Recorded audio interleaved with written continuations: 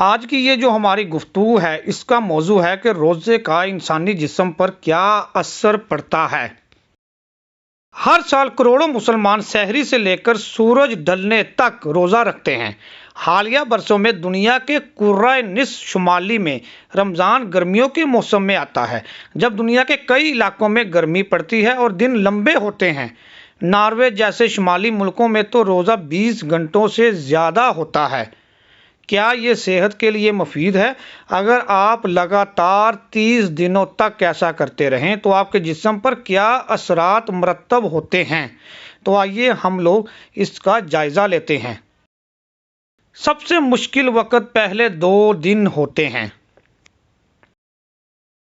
تکنیکی طور پر آپ کا جسم روزہ شروع کرنے کے لیے 8 گھنٹے تک معمول کی حالت میں رہتا ہے۔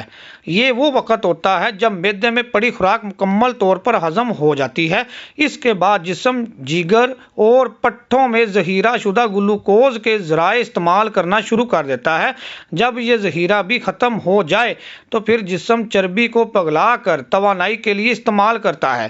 جسم میں ذخیرہ شدہ چربی کے بطور خوراک استعمال کرنے سے وزن گھٹنا شروع ہو جاتا ہے، کولیسٹرول کی مقدار میں کمی واقع ہو جاتی ہے اور ذیابیطس کا خطرہ کم ہو جاتا ہے۔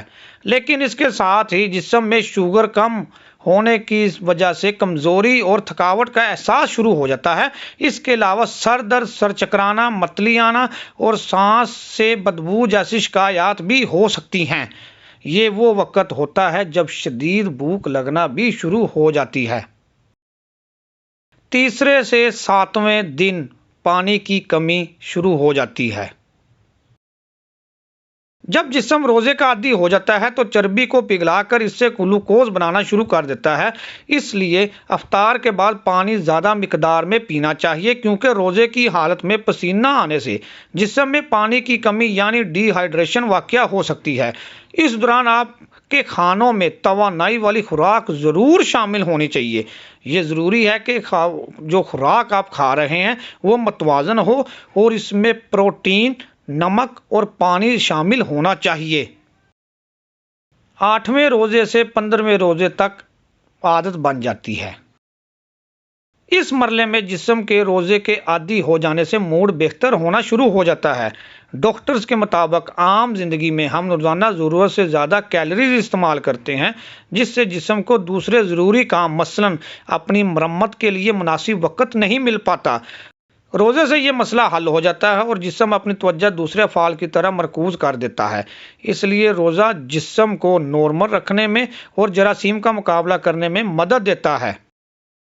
16ویں سے 30ویں روزے تک زہر رفع ہو جاتا ہے۔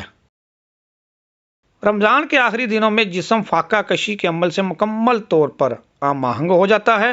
بڑی آنت، جگر، گردے اور جلد اس دوران زہر رفع کرنے کے عمل سے گزرنے شروع ہو جاتے ہیں۔ اس دوران اعضاء کا فعل بھرپور قوت سے چلنے لگتا ہے اور آپ کی یادداشت اور ارتکاز کی قوت بہتر ہو جاتی ہے اور آپ کے اندر زیادہ توانائی آ جاتی ہے۔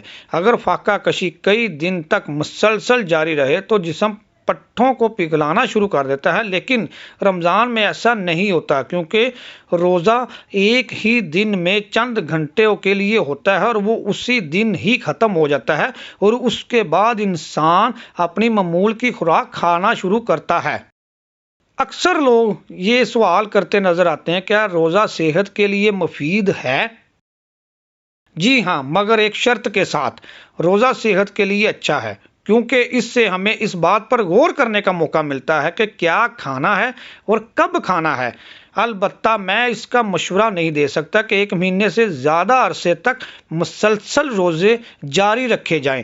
آپ رمضان کے روزے رکھیں، اس کے بعد کچھ دیر کے لیے وقفہ کریں۔ آپ اپنے معمول کے مطابق کھانا پینا جاری رکھیں۔ اس سے ہوگا یہ کہ آپ کا جسم ایک دفعہ معمول پر آ جائے گا۔ اس کے بعد بے شک آپ دوبارہ روزے شروع کر دیں۔ مسلسل روزہ وزن کم کرنے کے لیے بھی ایک اچھی چیز نہیں ہے، کیونکہ بالآخر آپ کا جسم چربی کو توانائی میں ڈھالنے کی بجائے پٹھوں کی طرف متوجہ ہو جاتا ہے۔ یہ صحت کے لیے ایک اچھی بات نہیں ہے۔ اس کا مطلب ہے کہ آپ کا جسم فاقہ کشی کی حالت میں چلا گیا ہے۔ اسی لیے اللہ تعالیٰ نے رمضان کے مہینے کا روزے فرض کیے ہیں تاکہ مسلمان ایک ہی مہینے روزے رکھیں۔ اس سے ان کے جسم کی مرمت اور ان کے جسم کی دیکھ بھال اچھے طریقے سے ہوگی۔ اس کے بعد کہ روزے فرض نہیں ہیں، وہ آپ نے اگر رکھنے ہیں تو ایک معمول بنا لیں کہ اتنے معمول کے بعد روزے رکھنے ہیں۔